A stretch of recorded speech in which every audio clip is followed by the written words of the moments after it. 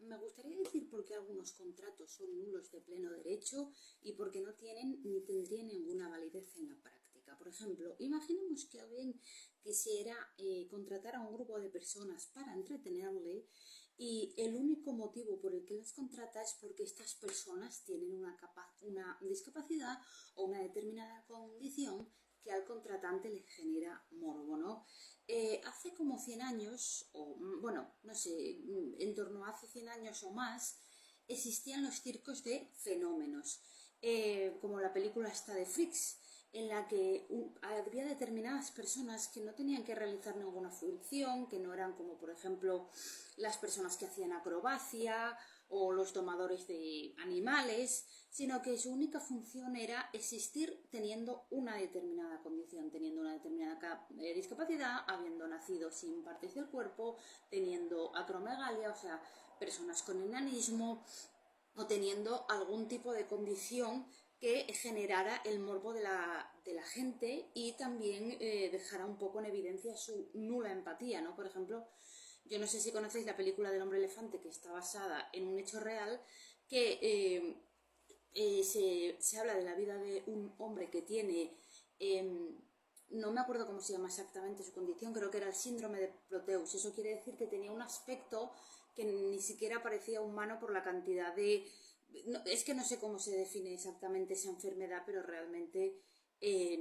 no le permitía tener una vida normal y además sufría de dolores constantes, pero como su aspecto físico llamaba la atención porque no parecía humano, eso hacía que algunas personas sin moral lo utilizaran como si fuera un fenómeno, como si fuera una atracción de feria en lugar de una persona. Lamentablemente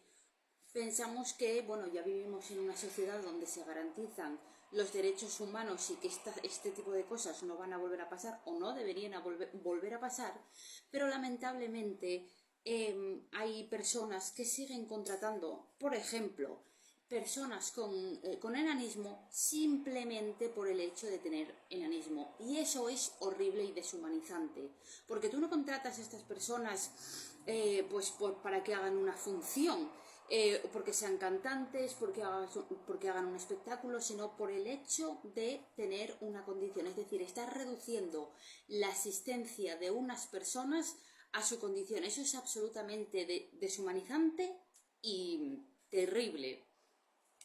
y atroz. Y por lo tanto, si alguien hace esto, no solo demuestra la escasa empatía que tiene y el poco respeto que tiene hacia personas que desgraciadamente ya han sido humilladas muchas veces a lo largo de la historia, ya no digamos hace 100 o 200 años,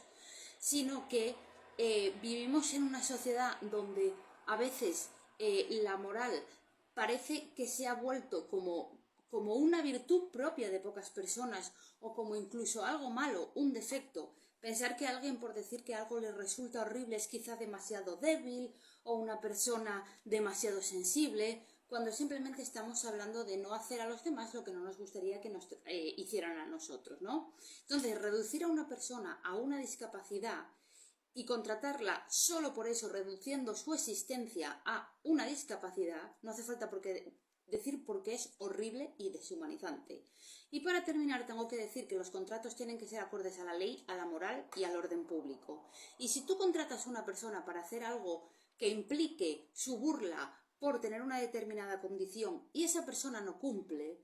en derecho no habría forma en que tú pudieras hacer pagar a esa persona por no cumplir el contrato en el que la deshumaniza. ¿Por qué? Vuelvo a repetir, aparte de que los contratos tienen que ser acordes a la ley, la moral y al orden público,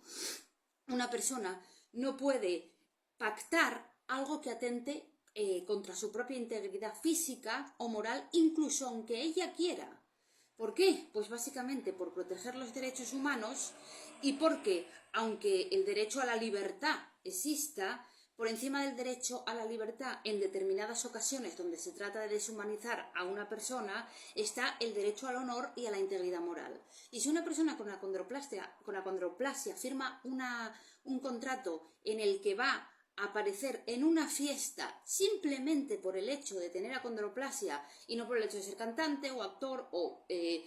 una persona famosa, estás reduciendo su existencia a un espectáculo y eso es absolutamente deshumanizante, atenta contra los derechos humanos y aunque una persona que tenga acondroplasia quiera firmar ese contrato, no solo está comprometiendo su propia integridad física y psicológica, sino la de todas las personas que están en su misma situación. Bueno, me gustaría decir escuchar qué opináis de esto y no tengo nada más que decir.